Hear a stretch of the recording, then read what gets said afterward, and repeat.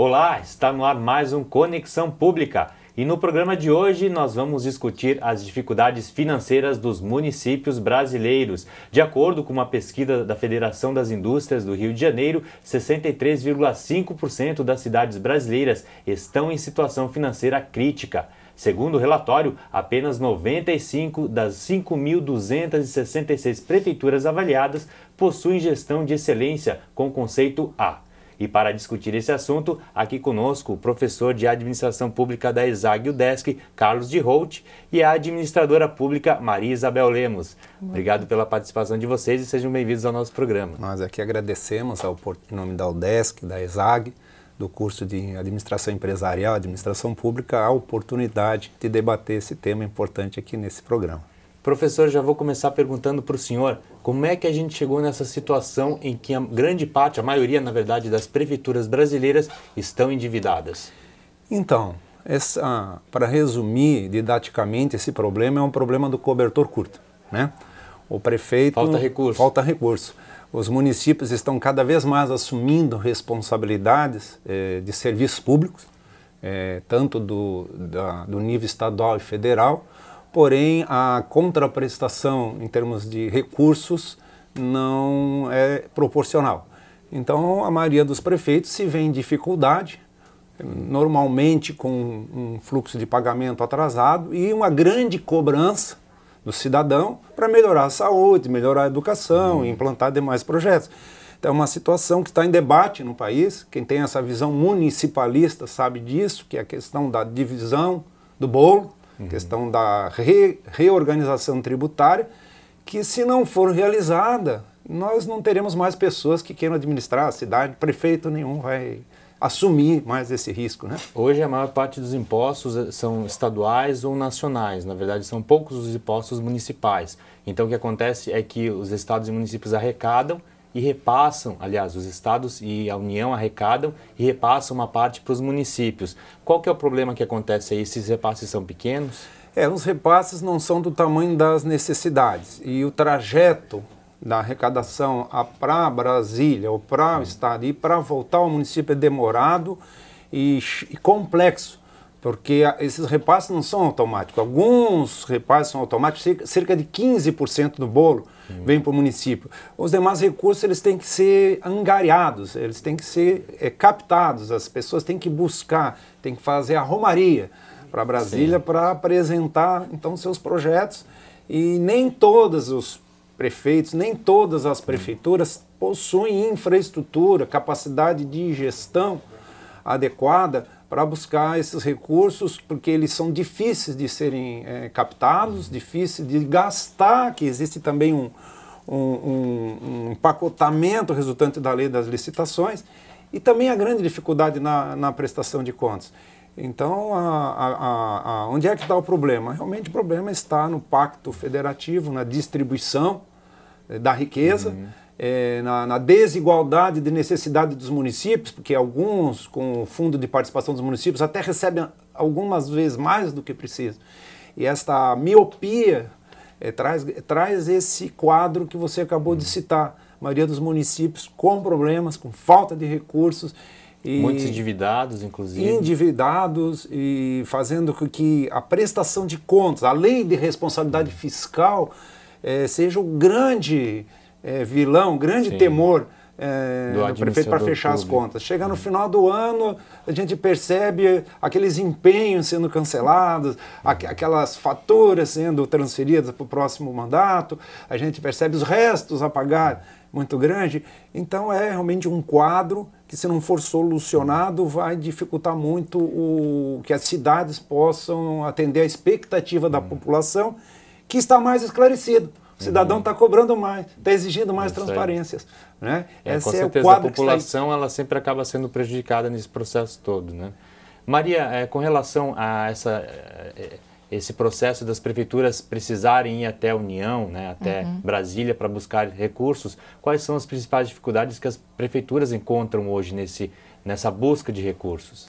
Então, Gutierrez, a gente pode falar que a principal dificuldade hoje é saber fazer bons projetos.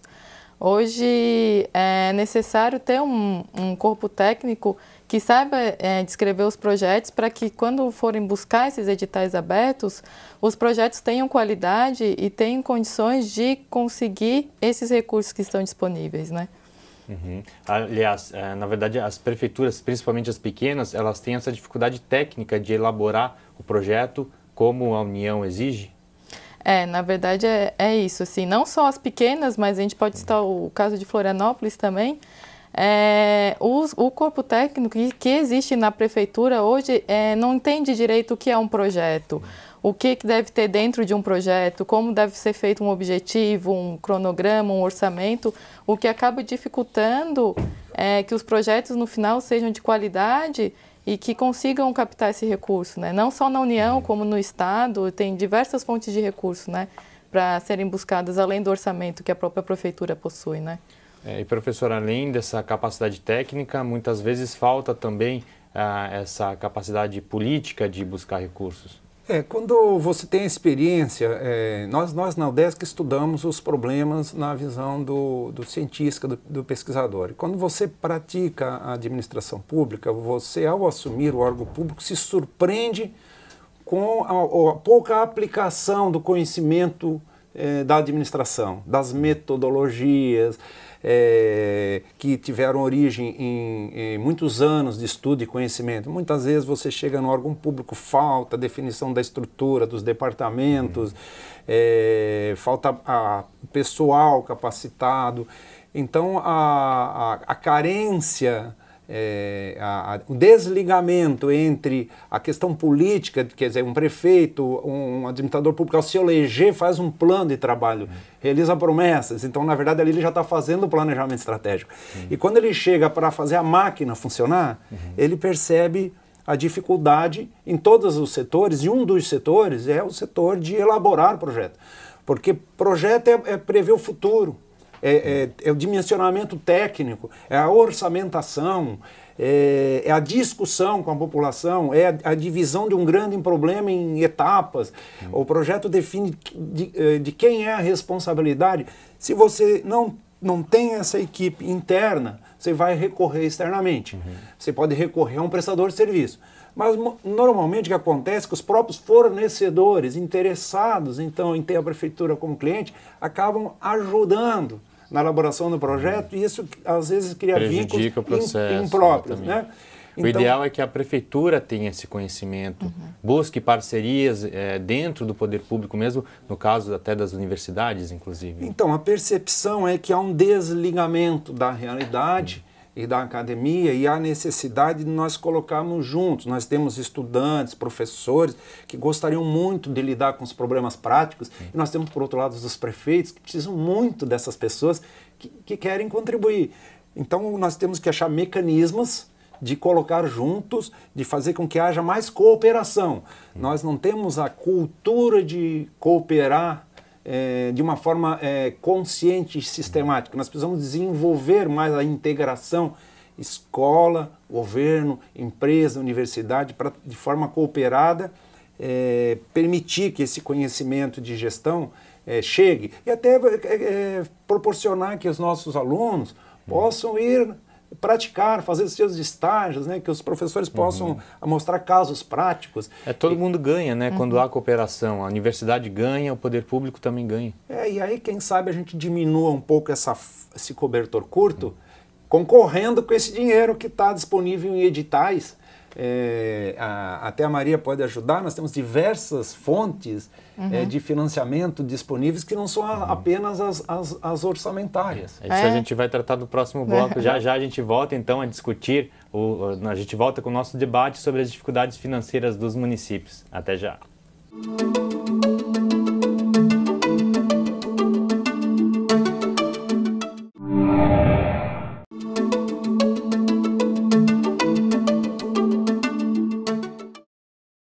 Estamos de volta com o Conexão Pública, hoje falando sobre as dificuldades financeiras dos municípios brasileiros. Aqui com a gente, o professor em Administração Pública da UDESC, Carlos de Holt, e a administradora pública Maria Isabel Lemos.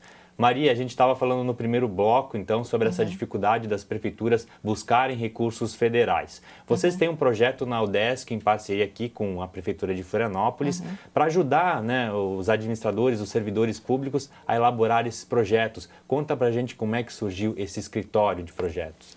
Então, Gutierrez, o escritório de projetos ele surgiu de um convênio entre a Prefeitura Municipal de Florianópolis e a Universidade do Estado de Santa Catarina. Além disso, dentro da universidade, o escritório de projetos ele é um programa de extensão. Dentro desse programa de extensão, a gente atua em três principais atividades.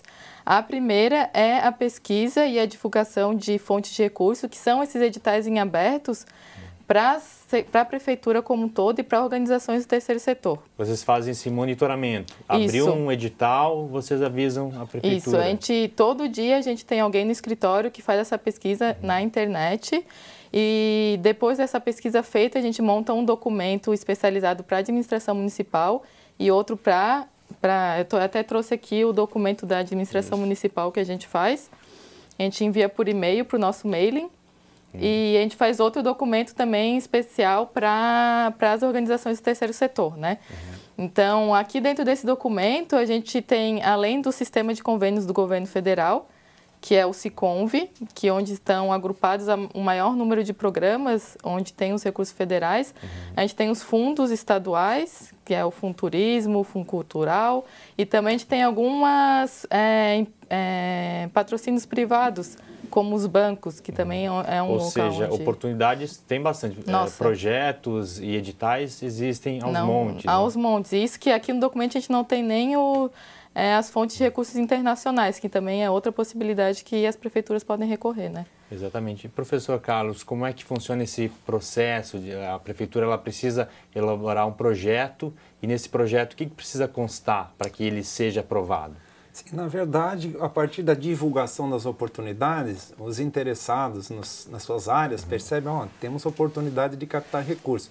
Então procuram o escritório que tem já uma metodologia de como elaborar esse projeto, tem alguns exemplos e tem uma equipe para assessorar. Ou seja, além da divulgação, sistematicamente são feitos cursos. E nesses cursos, os servidores públicos participam e uma tarefa do curso é elaborar o próprio projeto. Né? E outra área de atuação do escritório é também a ajuda a fazer o projeto, botar a mão na massa. Então, o que é necessário? Nós temos disciplinas no nosso curso que estudam projetos baseados em metodologias tradicionais, já bastante sedimentadas dentro da área acadêmica, que são, com as quais os alunos são treinados e também os servidores são treinados. Aí eles usam essas metodologias baseadas no PMBOK, né, para que possam elaborar o projeto com qualidade. Uma coisa que eu queria acrescentar, a história do escritório de projetos com relação à Prefeitura de Florianópolis já teve resultados positivos em relação a diversos projetos elaborados e valores captados. Tanto que o escritório de projetos foi formalizado, foi legitimado na Lei Municipal de Inovação. Olha, importante isso. A Lei Municipal de Inovação, que criou o Fundo Municipal de Inovação e que incentiva com recursos as empresas a inovar para resolver problemas da cidade, ela também reservou um capítulo para criar a rede municipal, a rede de escritórios de projetos. Então, essa lei a intenção é espalhar essa ideia. Isso, fazer com que outras entidades, além da UDESC, em convênio com a Prefeitura, universidades criem escritórios de projetos convenados com a Prefeitura, até porque existem projetos em diversas áreas. Né? A UDESC, no curso de administração, ajuda mais na área social, na área esportiva, mas temos projetos em outras áreas. Então, a formação de rede de escritórios de projeto, esses escritórios de projetos instalados nas unidades de ensino, vai fazer com que a população, os empreendedores, as ONGs, tenham acesso ao conhecimento de elaborar projeto. Então, possam elaborar projeto com mais qualidade, inclusive os projetos que têm que venham a ser submetidos ao Fundo Municipal de Inovação. Porque o Fundo Municipal de Inovação prevê recursos de 15 milhões para investimento no polo tecnológico de Florianópolis. E para isso precisam bons projetos. Por isso, os escritórios de projetos também podem apoiar essa iniciativa. É o que a gente havia falado no primeiro bloco, né? Aproveitar esse conhecimento que tem a universidade, que a universidade acumula, né? para usar no poder público. Isso, porque é o seguinte, captar um recurso é difícil. Ou seja, você tem que lutar por ele, e lutar muito. E você vai ter um diferencial se tecnicamente o teu projeto estiver bem feito. Porque quando sai um edital, o edital dá quais são os critérios para aquele projeto ser aprovado. Então, se você tiver um projeto bem feito, você já tem uma chance a mais. Exatamente. Porque depois vai ter que todo o esforço político. Se não fizer o projeto, não tem chance nenhuma. Não tem chance. O esforço político, os deputados têm que se organizar, fazer ir para Brasília. Aí a competição política também que é importante. Grande. Tem que ter uma emenda parlamentar e vai atrás. O segundo ponto, depois de conseguir o recurso e receber o recurso, é gastar bem. Acompanhar bem, fazer uma boa gestão. Fazer a prestação de contas. A prestação de contas. Então, aí tem que usar software de planejamento, de controle, porque qualquer gasto errado vai te dar um problema depois. O controle do projeto e o controle da prestação de contas também fazem parte da administração do projeto. Essa é a ideia que o PMO, que é o nome, né? Hoje é PMO ESAG, ele já tivemos até visitas de outras cidades do Brasil, que isso virou um case. É interessante, justamente é uma ideia inovadora, uma ideia importante que precisa ser copiada. E simples. Precisa ser reproduzida. E simples. É muito simples, que a ideia é colocar as pessoas juntas e retirando as questões, dando prioridade para as questões técnicas e fazer com que esses resultados de captação, cada resultado de captação seja um sucesso. Mas para a cidade, para as cidades, né? E a boa aplicação desses recursos vai resultar em melhor qualidade na área de esportes, na área social, em todas as áreas. Com certeza a população sai ganhando. Maria, e nesse tempo que vocês possuem esse escritório de projetos em parceria com a Prefeitura de Florianópolis, o que vocês perceberam assim, do que melhorou a elaboração de projetos, das dificuldades que os técnicos da Prefeitura possuíam e que agora já estão melhores, já fazem esses projetos de uma maneira mais produtiva?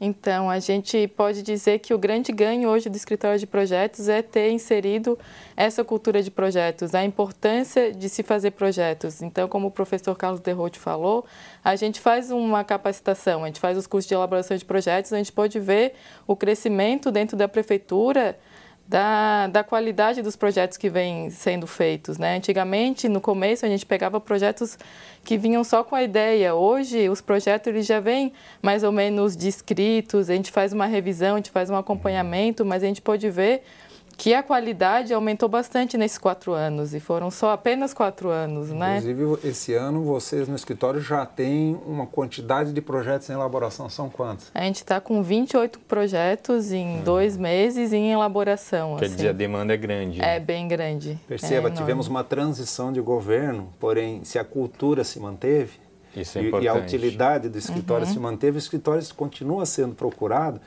por todos os setores para dar esse apoio. Eu acho que é bacana, que é uma questão da universidade e as pessoas que trabalham num projeto. Eu acredito que um aluno de graduação, que ele se sente valorizado, fazendo parte, vendo que o recurso chegou, vendo que o projeto foi implantado, que a coisa foi feita. E é muito mais realizador do que apenas ler o livro e simular. Sem dúvida, uma iniciativa muito importante, e vamos torcer para que outras prefeituras, outras universidades façam essa parceria, troquem esse conhecimento, né? Infelizmente, o nosso tempo chegou ao fim no dia de hoje. Agradeço muito a participação de vocês. Obrigada. Obrigado, nós é que agradecemos. E o Conexão Pública vai ficando por aqui. Na próxima semana nós traremos novos temas relacionados à administração pública. Até lá e continue na nossa programação.